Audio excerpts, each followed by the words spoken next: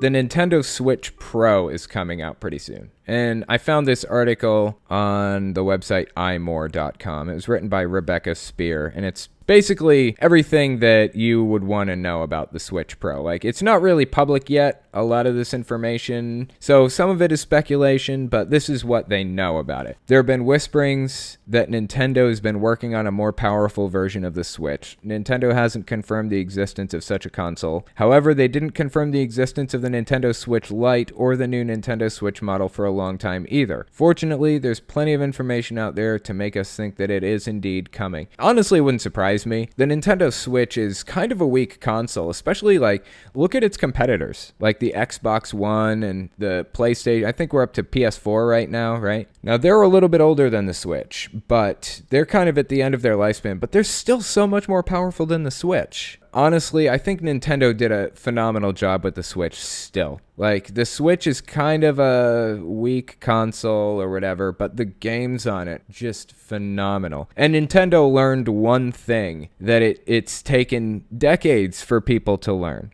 about designing games. You don't want to make them realistic. You don't want to make them realistic because they're going to look like garbage in 15 years. You want to stylize them. You want to make them cartoony so that they stand the test of time. Like, look at Wind Waker, Zelda Wind Waker. That was a cartoony game, and it stood the test of time. It was a really fantastic game. You'll notice Breath of the Wild, Zelda Breath of the Wild, that's a really kind of cartoony game too. They didn't try to make it realistic. They didn't try to make a Hylian with pointy ears and everything look exactly like a human in any way. They stylized it. They made it kind of cartoony. And the Switch can handle those graphics. So Breath of the Wild is going to stand the test of time just like Wind Waker did. Nintendo knows how to make a franchise. They know how to make a franchise title. They are masters at it. Says, what is the Switch Pro? Way back in 2018, the Wall Street Journal released an article regarding future Nintendo Switch versions. The article stated that Nintendo is working on 2 new Switch devices. The internet has speculated that one of these devices could be a more powerful version of the Switch and dubbed it the Switch Pro. Since then, Nintendo's revealed the new Switch model and the Switch Lite. Given Nintendo's past practices, we still think the gaming company is planning on creating more Switch versions. If a Switch Pro is in the making, it would likely have a more powerful screen and potentially some upgraded performance abilities from the original Switch. This would make it primarily intended for hardcore gamers who are willing to spend more for an intense gaming experience.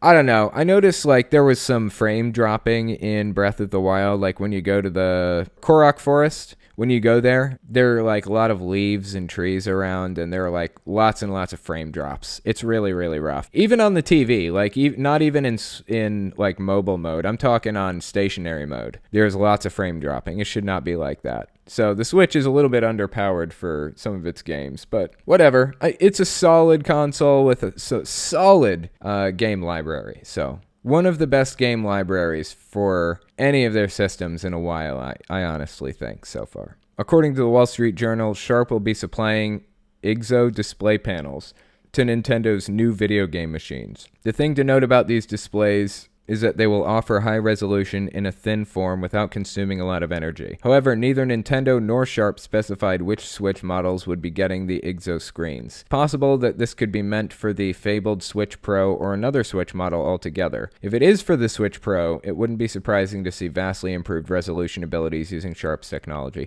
I don't know. I can't see how the Switch Pro could possibly be that much better than the traditional Switch. Unless they fixed those fucking Joy-Cons, that would be nice, but I mean, the Joy-Cons are such useless pieces of garbage.